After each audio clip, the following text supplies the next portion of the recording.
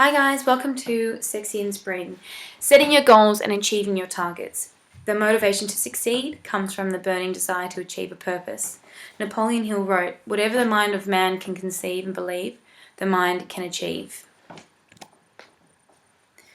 Where do you want to be in 12 weeks' time? And ask yourself, why? Get emotional about it. Your emotion is going to help drive you to this success. Look at the big picture and then work your way back.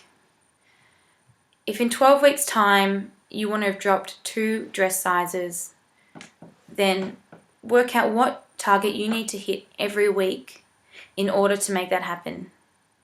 Then work out what you need to do every day. Step 1 is your daily habits. Go to bed with a dream and wake up with a purpose. Read, digest, and apply the information that is given to you. So, look over the membership site and you will have your strategies for success, your calorie control, your portion control, your 3 different types of body types. Work out which one you are and eat accordingly. Also, the guidelines. So our first meal after cardio is going to be fats and proteins. But our first meal after weight training is carbs, fats and proteins. I ask that you apply the information that is given to you. So I ask that you guys upload the food on Facebook, and I ask you to take a photo so I can see your portion control. And then I know if you're really listening to me. How serious are you about losing weight? Anyone can say they want to lose weight, but how many people really get to where they want to be?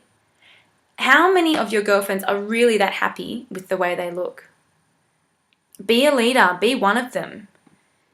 Be happy with yourself. Look in the mirror at the end of 12 weeks and think about how hard you worked and how good you feel right now. Sometimes you don't realize how shit you feel till you start making a change. So, yeah, okay, it's hard to cut out your sugar, but do it for a week and be amazed at how your skin looks, how your brain functions, how your stomach feels, how much more energy you have, how you don't have the dip in the blood sugar levels throughout the day. But you're never going to know unless you give it a go. And that's what I'm here for. I'm here to guide you and help you along the way. I also ask that you upload your gratitude and exercise, because over the next 12 weeks, you're going to get pretty tired. You're going to have days where, my God, you just want to have something naughty. But you're going to put yourself back in that vicious cycle of guilt, and we want to stay away from that. We want to be as positive as we can. And sometimes, you've got these outside situations and they can really affect you emotionally, and most people go to food when they're emotional. So what we want to do is try and break that habit and use the Facebook to help you, to keep you strong. Tell everyone that you're having a bit of a shitty day so everyone can help pick you up off your feet. Everyone has a shit day. That's just what happens. So it's there for support, not just to upload your food. Share your successes, share your failures, and let everyone help motivate you and drive you and keep you on track. Also upload your exercise, because for those that don't come see me, I would like to know how you're going with your weights and your cardio and everything else, and how you are handling the program. Also, after 2 weeks' time, I ask that you do let me know how the program's going for you, so we can tweak it if it's not what you were after.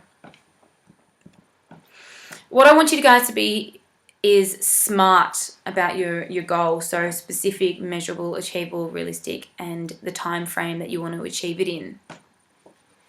Dream it, believe it, achieve it.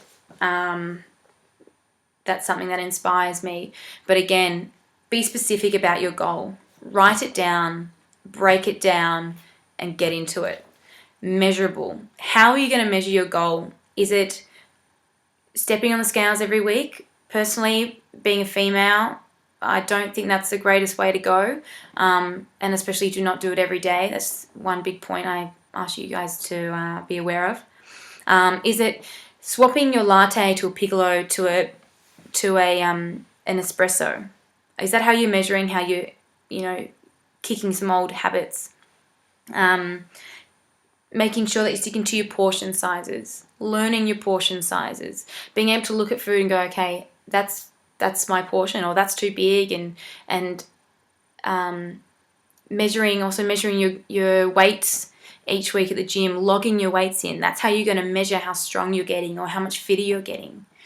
Achievable. At the end of the 12 weeks, is your goal achievable? I still want you to dream high, really see what you can achieve at the end of 12 weeks. Be realistic. If you're trying to tell yourself that you're going to go running after dinner, how realistic is that? To me, there's no way I'm going to exercise after dinner. But doing it first thing in the morning is where I feel the most benefit, because it's going to keep me sharp throughout the day, and then it's done and dusted. And I know that throughout the day I'll eat properly because I've started my day off well.